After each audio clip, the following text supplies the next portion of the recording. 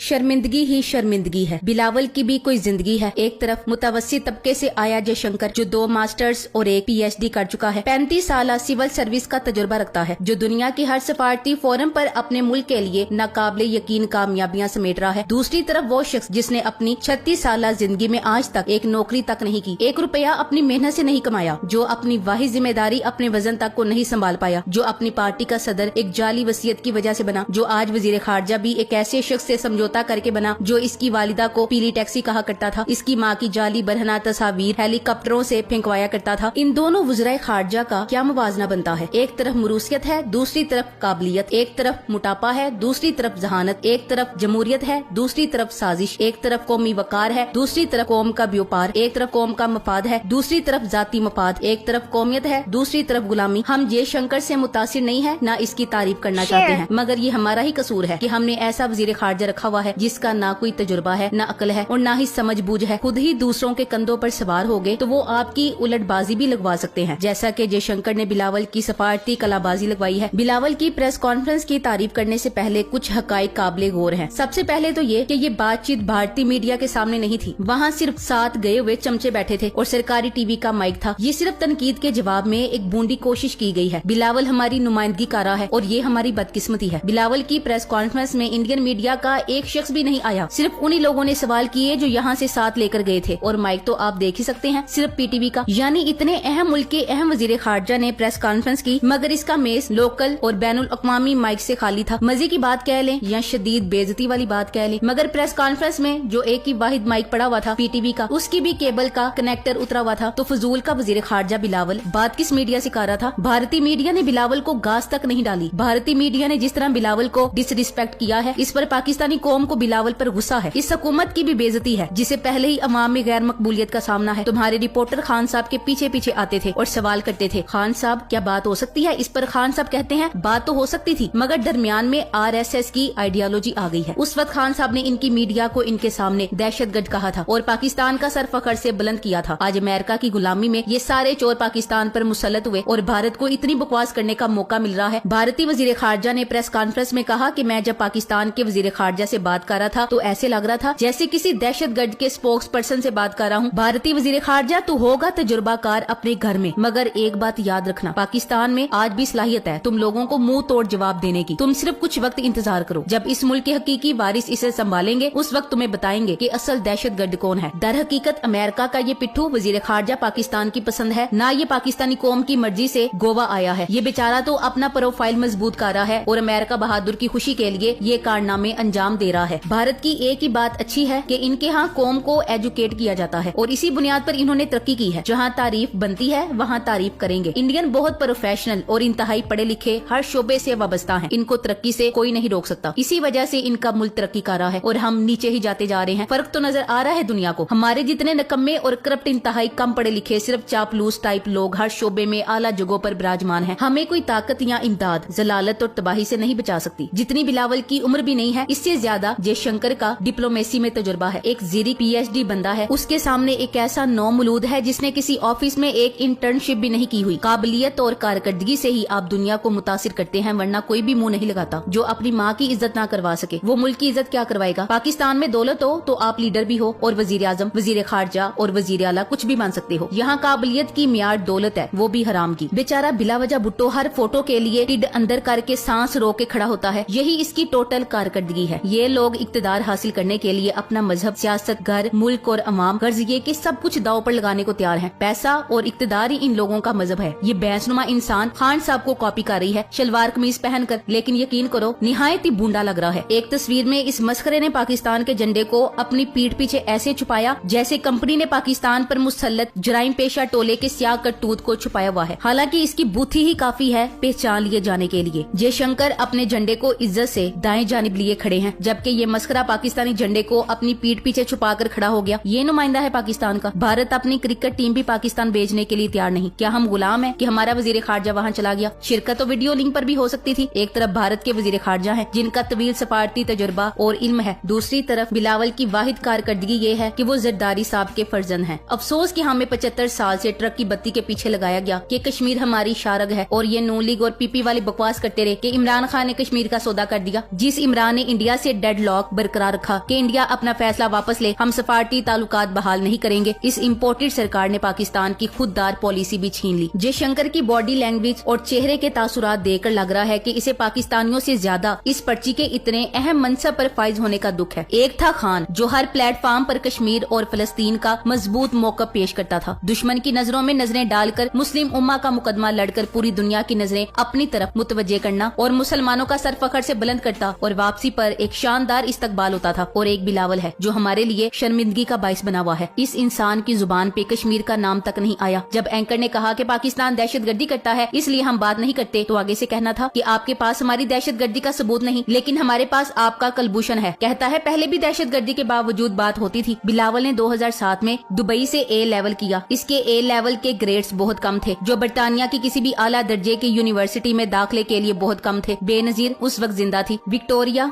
यानी इनकी एक करीबी दोस्त जिसने इन पर चंद किताबें लिखी थी और ऑक्सफोर्ड यूनियन सोसाइटी की साबिक सदर थी, डॉक्टर जान सेंटामो और वाहिद शमसुल हसन पीपी के रहनुमा और बरतानिया में साबिक हाई कमिश्नर, इन तीनों से दरखास्त की कि बिलावल के लिए कुछ करें कि इसको ऑक्सफोर्ड में दाखिला मिल जाए। वसी लॉबिंग और 2 लाख बरतानवी पाउंड खर्च करने के बाद आखिर में इसका इंतजाम किया गया। बिलावल ने सितंबर 2007 में क्राइस्ट चर्च ऑक्सफोर्ड में 3 साल बीए प्रोग्राम में एक इजाफी फाउंडेशन साल के साथ हमदर्दी की बुनियाद पर नशिस्त हासिल की। बिलावल ने अपनी असल 3 साल डिग्री 5 साल में 2011 में इंतहाई नकम्मी और खराब डिवीजन यानी सेकंड क्लास यानी 50% मजमुई के साथ मुकम्मल की। इस मुल्क में गवर्नर जनरल गुलाम मोहम्मद, सिकंदर मिर्जा, यहिया, नवाज शरीफ, चौधरी शुजात हुसैन, जरदारी और शहबाज शरीफ जैसे लोग वजीर आजम या सदर बन सकते हैं, तो बिलावल जैसा भी वजीर आजम बन सकता है। जरदारी ने फास्ट बॉलर की मदद से बिलावल को वजीर खारजा बनाया, क्योंकि इस्टेब्लिशमेंट चाहती है कि वो 2028 तक वजीर आजम बन जाएं। ये पाकिस्तान की तारीख की सबसे महंगी इंटर्नशिप है। बिलावल भुट्टो ने लॉबी करने के लिए कई बार यूरोप और खास तौर पर अमेरिका का दौरा किया, लेकिन नाकाम रहे। लेकिन इनकी सबसे बड़ी नाकामी गोवा में हुई, जहाँ इनकी और पाकिस्तान की बेइज्जती की गई। अगर जरदारी में जहानत होती तो वो इन्हें ना बेचते। बिलावल के गोवा के दौरे की वाहिद कामयाबी ये होगी कि वो वहाँ मजेदार समंदरी खानों से लुत्फ अंदोज होंगे, मकामी वाइन का मजा चखेंगे। इसके अलावा ये सिफर होगा। बिलावल जैसों को सियासी रहनुमा मानने वालों की ज़हनियत को सलाम है। इमरान खान की हुकूमत में मुल्क 6% की शरह से तरक्की भी कर रहा था और दुनिया में पाकिस्तान के वकार में भी इजाफा हो रहा था। शहबाज और बिलावल जैसों ने तो माशत के साथ साथ मुल्क की वकार का भी बेड़ा गर्क कर दिया है। भारत में होने वाली बेइज्जती हर मुहिब्बे वतन पाकिस्तानी के लिए इंतहाई तकलीफदेह है। भारतीय वजीर खारजा ने कहा कि इसने बिलावल को उसी तरह ट्रीट किया है जैसे एक दहशतगर्दी की तर्जुमानी करने वाले के साथ किया जाता है। जबकि जरदारी के टुकड़ों पर पलने वाले सहाफियों का कहना है कि भारतीय वजीर खारजा ने बिलावल से हाथ मिलाया है, जो बहुत बड़ी कामयाबी है। ये इनकी जहनी गुलामी का हाल है। हाँ भाई लिफाफो मुनाफको बेशर्मो, अब बताओ बिलावल भुट्टो के दौरे को बड़ा बढ़ा चढ़ाकर पेश किया जा रहा था। 2 दर्जन हरामखोर लिफाफी भी साथ भेजे गए, लेकिन अगलों ने फिर भी कोई इज्जत नहीं की, उल्टा दहशतगर्द मुल्क करार दिया। बेचारों ने कल से शोर मचाया हुआ था कि बिलावल और इंडियन वजीर खारजा एक मेज पर बैठकर खाना खाते रहे हैं। आज इंडियन वजीर खारजा ने इनको करारे थप्पड़ मारे हैं। जम्मू कश्मीर में 370 दफात खत्म होने के बाद पाकिस्तान ने सरकारी सतह पर भारत से तमाम तर ताल्लुकात खत्म कर दिए थे। फिर बिलावल क्यों गया है भारत? भारत पाकिस्तान में क्रिकेट टीम नहीं भेज रहा, पाकिस्तान ने वजीर खारजा कैसे भेज दिया? काश बिलावल की जगह कोई काबिल इंसान वजीर खारजा होता तो फिर हम इंडिया की ऐसी